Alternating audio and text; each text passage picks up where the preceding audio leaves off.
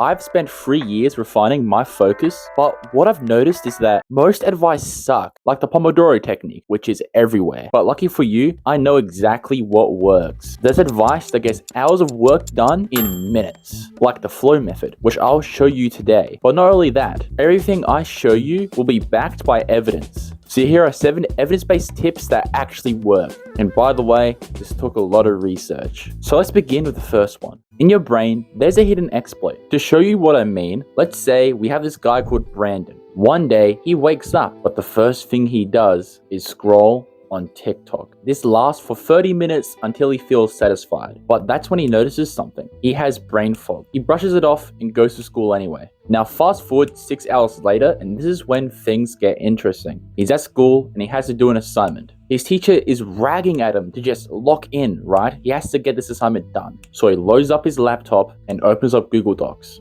But as he looks at the screen, he just stares. He can't focus. This sounds odd, so what's going on? Well, this is where the exploit comes into play. When he woke up, his brain was fresh. But here's the thing, because of this, if you do an action in the morning, the effects will snowball. In Brandon's case, the TikTok in the morning made his brain less active throughout the entire day. But as bad as this sounds, we can actually use this to our advantage. What if, instead of doom scrolling in the morning, we do this? This is meditation. This is a great habit. But if you do it as you wake up, your focus will 10x for the entire day. Now, if you thought that tip was great, we were just beginning, because that's only the first one. The second focus tip is something not many people know about, despite how researched this is. You see, everyone listens to music, especially me. I have it on every day. But here's something you didn't notice. You see, some songs have different frequencies, but what these frequencies will do is that they'll change your mood. For example,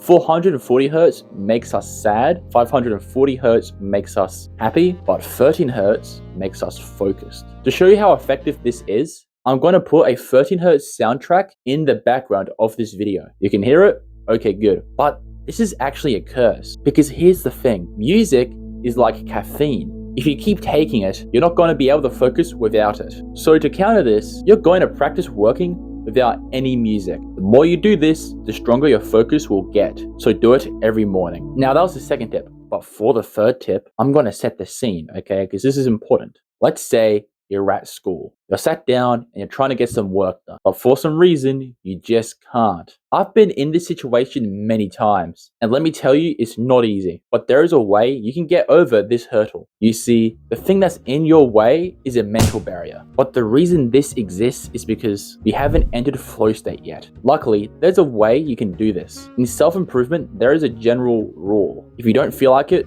do it anyway. But here's the catch. You're not just going to brute force it, you're going to search for the flow state. This is what's known as a brute force method. But here's where we run into an issue. How do we find that flow state? Well, let's say you're writing an essay and you're not focused. Well, to fix this problem, let's start small. What if we type out ideas? This small action is enough to create momentum. And once that momentum is established, your brain will find it easier to lock in. So that's the third method. But we have a massive problem. Being in flow state is awesome, but as time passes, you will disengage, causing you to lose focus. This is a problem I've had to deal with many times. However, there's a way that you can not only counter it, but benefit as well. You know the thing I spoke about in the intro? This is where we finally get to the flow method. Basically, when your brain starts to disengage, that's called a flow point. I'll get onto that later, but as this happens, you want to pull it out of flow state and then back in. So now you're re-engaging. But what is this flow point? Well, this right here is a map. Notice how there's these dots? Well, each dot is a flow point. When you hit a flow point, you start to disengage. But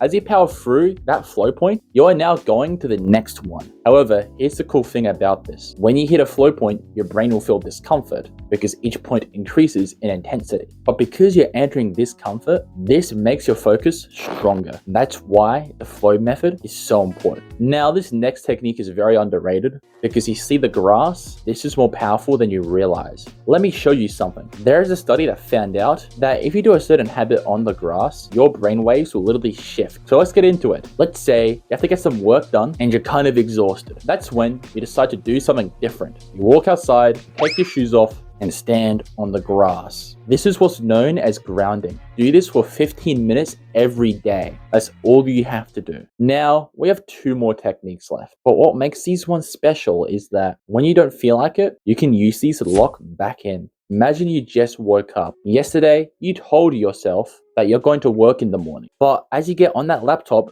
something feels off. Your lower back feels pressure. Your shoulders are down and you start to second guess yourself. Should I be working? I feel like this a lot, and sometimes it's taking me off my work. But here's how I'm able to bounce back. To reduce that feeling of burden, you're going to get your blood pumping. How I do this is that I just do a few sets of push-ups. The idea is to get your blood pumping from exercise. However, I'm going to share with you an interesting fact. You know the meditation tip I gave to you at the start of this video? Well, if you do push-ups in the morning, you're going to be more disciplined throughout the entire day. Now, to really push back into your work, I'm going to give you one more tip. Have you ever had your work in front of you, but you just can't focus? This is the most infuriating problem ever because it always stopped me from working. But here's the thing, you can solve this with just your eyes. What you need to do is that you need to put your work in front of you, right? And as you open your work up, you're going to stare at it. Now, this might sound counterproductive, okay? You're just literally just looking at it. But we're going to do something different. With your mind, focus on a specific spot. If you're doing an essay, focus on the part where you just stop, okay? The last word you type. Now, do this for 2 minutes. Funny thing is, this actually enables your brain to engage in the task, which is hilarious.